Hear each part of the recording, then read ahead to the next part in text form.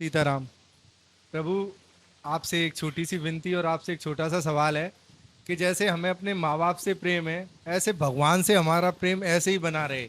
उनकी स्मृति न भूलें। जैसे कभी दुख हो रहा है तो माँ को याद कर रहे हैं, पिता को याद कर रहे हैं, ऐसे ही भगवान को हमेशा याद करते रहें। इतनी सी कृपा करके आप या को हमें निवारण करें प्रभु। सीताराम सीताराम सीताराम। लौकिक और अलौकिक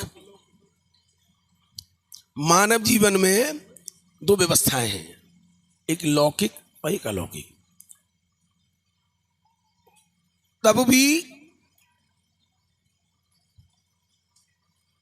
कृपा है तुम्हारे ऊपर ठाकुर जी की, जो तुम्हारी आस्था अपने पूजनीय माँ और पिताजी के चरणों में है। आज की स्थिति में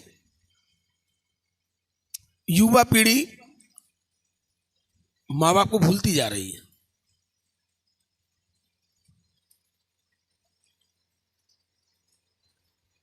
माँ बाप में जिनकी आस्था है उनकी तो स्वतः ही अपने आप ठाकुर जी में आस्था रहेगी, और जिनकी माँ बाप में आस्था नहीं होती उनकी ठाकुर जी में आस्था होती हो ही नहीं सकती। ये भी एक व्यवस्था है। जिस दिन तुम्हारी आस्था अपने माँ और पिताजी के द्वारा हट जाए तो समझ लो उस दिन तुम्हारे ऊपर से ऊपर वाले का हाथ हट गया।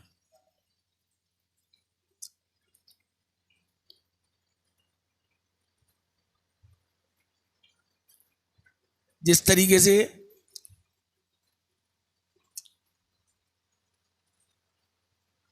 एक बच्चा अपने पिताजी के साथ, उम्र होगी उसकी 20-22 साल 21 साल, बाजार से आ रहे थे कुछ खरीदारी करके, पिताजी ने बच्चे के कंधे पे हाथ रखा था। बात करते हुए पिताजी के मन में जाने कौन सी बात आई तो पूछने लगे, बेटा ये बता कि इस जग में सबसे शक्तिशाली कौन है। बेटा बोला मैं। पिताजी को बड़ा गुस्सा आया, कुछ नहीं कहा उन्होंने। थोड़ा सा और चले, फिर बोले दोबारा बता सबसे ज्यादा शक्तिशाली कौन है। बोले पिताजी मैं। गुस्से में आकर के और पिताजी वहां से उससे अलग होकर के घर चले आए।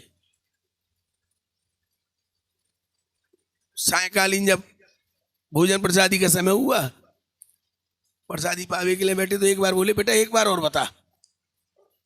2 बार मैंने पूछी कही देर से दोपहर को कि सबसे ज्यादा शक्तिशाली कौन है। बोले पिताजी आप।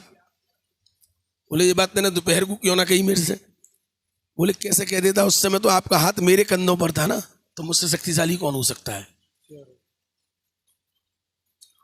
तो जिसकी ये व्यवस्था माँ पिता के साथ रह करके है तो उसमें आस्था कभी टूट ही नहीं सकती। वो आस्थावान रहेगा, निष्ठावान रहेगा। निष्ठा केवल ऊपर वाले से कहो, ये प्रार्थना करो कि हमारी निष्ठा हमारे पूजनीय माँ और बाप के चरणों में हमेशा बनी रहे, और ठाकुर जी में आस्था तुम्हारी सदैव बनी रहेगी। जय श्री राम, जय श्री राम। सीता।